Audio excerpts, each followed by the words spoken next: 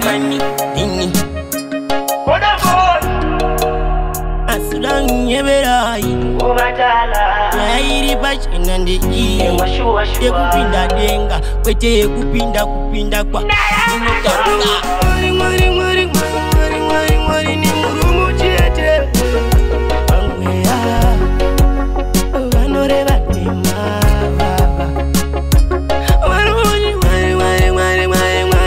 Mwari ni murumu chiete Angwea Mani vanoreva nema Ano wanda teri kweji kunwe Ano funga timu Honi Ano nyaba na pafoni Ari paraundi iyari kwa makoni Ayayaya Timoni kasta mufunge ibaba Asinyepira pasta kunza ende mberi Asinyepira pasta ta ende mberi Mwari ni murumu chiete Angwea Vanoreva nema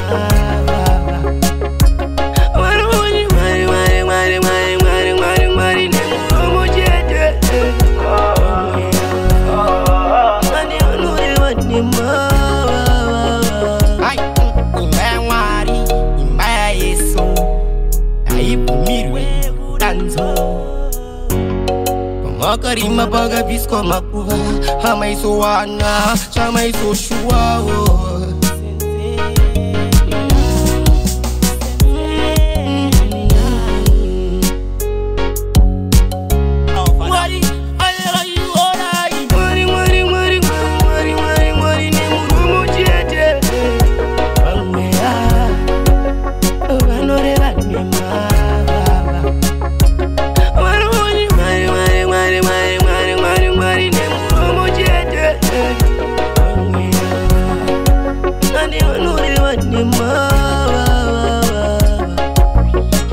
Ano wanda teri kweji kunwe Ano funga timu honi